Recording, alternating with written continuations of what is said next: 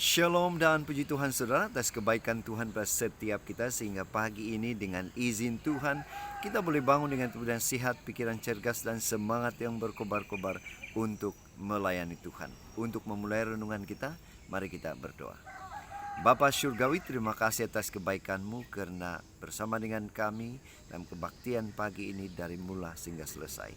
Dalam nama Yesus kami berdoa. Amin. Saudara yang dikasihi dalam Kristus, tajuk renungan kita pagi ini ialah menjaga tali hubungan sesama. Mengapa dan bagaimana kita boleh melakukan ini? Firman Tuhan dalam Roma 12 ayat 10 mengatakan, "Hendaklah kamu saling mengasihi sebagai saudara dan saling mendahului dalam memberi hormat." Nah, bacaan kita hari ini saudara, kita boleh baca di dalam Roma 12 ayat 1 hingga 10. Salah satu kandungan surat Paulus kepada jemaat di Roma. Rasul Paulus memberi menasihati jemaat itu tentang persembahan rohani yang benar. Nah, apa persembahan rohani yang benar itu? Sebuah ilustrasi.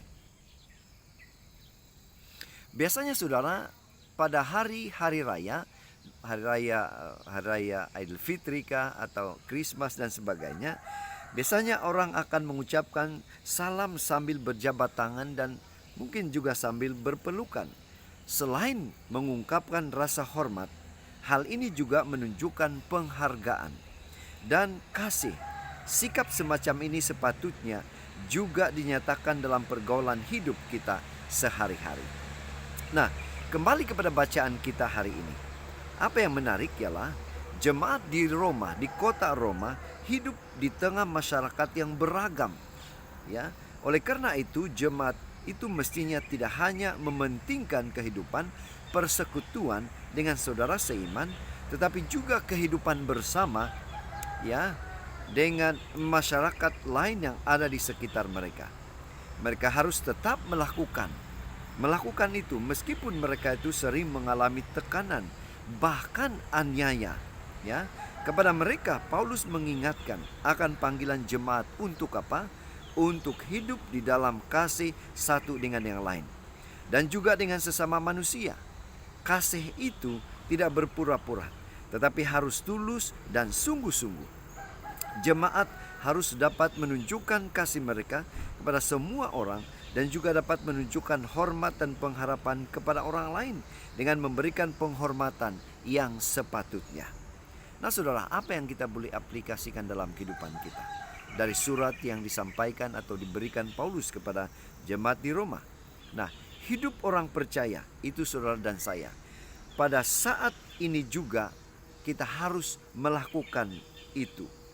Apa yang dilakukan atau apa yang disuruh oleh Rasul Paulus kepada jemaat di Roma. Nah, kita bukan hanya hidup dengan saudara seiman, tapi juga dengan mereka yang tidak seiman. Hidup penuh kasih dalam persekutuan orang percaya seharusnya memampukan kita untuk mengasihi semua orang, bahkan yang berbeza iman dengan kita. Kasih yang tulus, sungguh-sungguh, dan bukan cuma kata-kata manis, tetapi terjadi sebagai kata kerja nyata atau praktikal dan berkesan, ya. Dan inilah kesaksian kita sebagai sebuah kesatuan di dalam gereja. Itu sebabnya saudara, pada pagi ini mari kita ingatkan diri kita untuk saling mengasihi dan saling mendahului ya di dalam memberikan hormat kepada orang lain. Mari saudara, dan kita ucapkan terima kasih kepada Tuhan karena Dia memberikan kita kekuatan, kemampuan untuk boleh melakukan itu. Tuhan memberikan kita kesanggupan untuk mengasihi dan menghormati orang lain. Mari saudara, kita tetap setia, tetap semangat, tetap positif, dan tetap sehat sampai Maranatha. Tuhan memberkati kita. Kita berdoa.